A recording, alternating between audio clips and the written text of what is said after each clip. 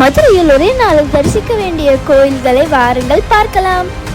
அதுதான் திருப்பரங்குன்றம் முருகன் கோயில். இந்த கோயில் பாறையில் செதுக்கப்பட்ட கட்டிடக்கலையை பயன்படுத்துகிறது. சூரபத்மனை வென்ற பிறகு முருகன் இந்திரனின் மகள் தேவயானை மணந்த அறுபடை வீடுகளில் முதல் வீடு இது. 8ஆம் நூற்றாண்டில் பாண்டிய ஆட்சியில் கட்டப்பட்ட இந்த கோயிலில் பிரபல தமிழ் கவிஞர் நக்கீரர் இங்கு வழிபட்டார். இந்த கோயிலின் அரிய சிறப்பு சிவன் மற்றும் விஷ்ணு ஒன்றையொன்று நோக்கி அமைந்துள்ளது. 2000 ஆண்டுகள் பழமையான மீனாட்சி அம்மன் கோயிலில் 14 பிரம்மாண்ட கோபுரங்கள் உள்ளது. இந்த கோயில் 51 சக்தி பீட்டங்களில் ஒன்றானது. இந்த கோயிலில் உள்ள சில தூண்களை அடித்தால் வெவ்வேறு இசைகள் உருவாகின்றது. ஒரு சாபத்தின் விளைவாக 3 மார்புகளை உடைய மீனாட்சி தேவியின் சிலை சுந்தரேஸ்வரை சந்தித்த பிறகு அது மறைந்து விட்டது. இந்த கோயில் 12 வருடத்திற்கு ஒரு முறை புதுப்பிக்கப்படுகிறது. தான் தங்க துவஜ ஸ்தம்பம். 985 தனித்துவமான தூண்களை கொண்டதுதான் ஆயிரங்கால் மண்டபம். இதுதான் கோயிலில் உள்ள தங்க புஷ்கரணி. மதுரை மீனாட்சி அம்மன் கோயில் சிவன் மற்றும் பார்வதி திருமணம் செய்து கொண்ட இடம் என்று ஒரு நம்பிக்கை. 6ஆம் நூற்றாண்டில் பாண்டிய மன்னன் குருசேகரனால் கட்டப்பட்ட இந்த கோயில் பின்னர் நாயக்கரால் புதுப்பிக்கப்பட்டது. கோயிலில் உள்ள சுரங்கப்பாதைகளை போரின் போது மன்னர்கள் பயன்படுத்தினர்.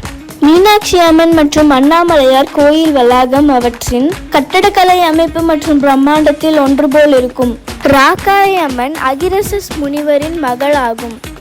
அழகர் மலையில் உள்ள நீர்நிலைகள் பழங்குடி மற்றும் வேட்டைக்கார சமூகத்திற்கு ராக்காய் அம்மன் தலைமை தெய்வம். கிழக்கு தொடர்ச்சி மலைகளின் நீடிப்பாக அழகர் மலை உள்ளது. அங்கிருந்தான் 80 படிக்கட்டுகள் ஏறி வந்தோம். உங்களுக்கு தண்ணீர் கேன் வேணும் என்றால் இங்கு வாங்கி கொள்ளலாம். ராக்காய் அம்மன் கோயிலுக்குள் இருக்கும் நூற்பகங்கை ஓடை ஆண்டு முழுவதும் தொடர்ந்து பாய்கிறது. நூற்பகங்கையில் மருத்துவ குணங்கள் அதிகமாக இருப்பதால் பக்தர்கள் இங்கு வந்து குடிப்பர் அல்லது குளிப்பர்.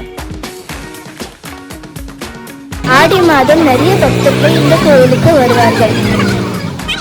மற்றும் தேவசேனாவுடன் முருகப்பெருமான் 6வது அறுபடை வீடான பழமுதிர் சோலையில் காட்சி தருகிறார். புராணத்தின்படி புகழ்பெற்ற தமிழ் கவிஞர் ஔவையார் கோயிலுக்கு அருகில் இருந்த மரத்தின் நிழலில் ஓய்வெடுத்த போது முருகர் அங்கு அவரை சோதித்தார். ஜூலை செப்டம்பருக்கு பதிலாக இங்குள்ள நாவல் மரங்கள் கந்தர சஷ்டி திருவிழாவின் போது பழுக்கிறது. சித்திரை திருவிழா கொண்டாட்டம் என்பது அழகரின் சகோதரி மீனாட்சியின் திருமணம் முதல் 15 நாள் மற்றும் அடுத்த 15 நாள் அழகர் வைகை நதியை கடப்பது பற்றி. அழகர் கோயில் தட்சிண திருப்பதி என்று அழைக்கப்பட்டு காவல் தெய்வம் கருப்பர் இங்கு பாதுகாக்கிறார். கருப்பன் சுவாமி சன்னதியால் பிரதான கோபுரமின் நுழைவாய் எப்பொழுதும் மூடியே இருக்கும். மூடிய கதவு 18ஆம் படி கருப்பன் என்று வழங்கப்படுகிறது. வருடத்திற்கு ஒருமுறை திறக்கப்படும் இந்த கதவு வழியாக 2000 ஆண்டுகள் பழமையான சுதர்சன சக்கரம் செல்கிறது. மதுரையில் கள்ளழகர் கள்ள வடிவத்தில் அழகர் கோயிலிலிருந்து புறப்பட்டு பௌர்ணமி அன்று மதுரையை அடைந்தார். இங்கே அவர் குதிரையில் வைகை நதியில் அடியெடுத்து வைத்தார். ஆற்றில் நுழையும் பொழுது தனது சகோதரின் திருமணம் ஏற்கனவே முடிந்துவிட்டது என்று அறிந்தார். எனவே அவர் கருப்பராயர் மண்டபத்திற்கு திரும்பி 10 அவதாரங்களை எடுத்துக்கொண்டு அழகர் கோயிலுக்கு திரும்பினார். மதுரை மக்கள் அழகரை வரவேற்கும் ஒரு பாரம்பரியமான இந்த நிகழ்வை காண லட்சக்கணக்கான பக்தர்கள் வைகை நதியில் குவிகின்றனர்.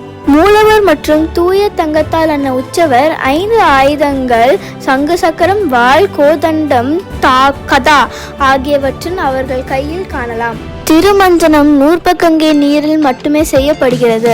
இல்லாவிட்டால் உற்சவர் கருப்பான நிறமில் மாறிவிடுவார்.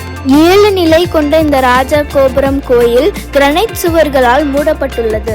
1300 வருடத்திற்கு முன் சுந்தரபாண்டியனால் கட்டப்பட்ட இந்த கோயில் பின்னர் திருமலை நாயக்கரால் புதுப்பிக்கப்பட்டது. திருவானைக்காவலில் உள்ள இந்த ஜம்புலிங்கேஸ்வரர் கோயில் ஒரு பஞ்சபூத ஸ்தலம். கோயிலுக்கு செல்லும் வழி 1800 ஆண்டுகளுக்கு முன் கோச்செங்கா சோழனால் கட்டப்பட்டது. பம்பை வைத்து தண்ணீரை வெளியேற்றினாலும் பூமிக்குள் இருந்து ஓடும் இந்த ஓடை பாய்ந்து கொண்டே இருக்கிறது. ஜம்புலிங்கேஸ்வரரின் சன்னதியின் நுழைவாய் மிகவும் சிறிதாக வடிவமைக்கப்பட்டுள்ளது.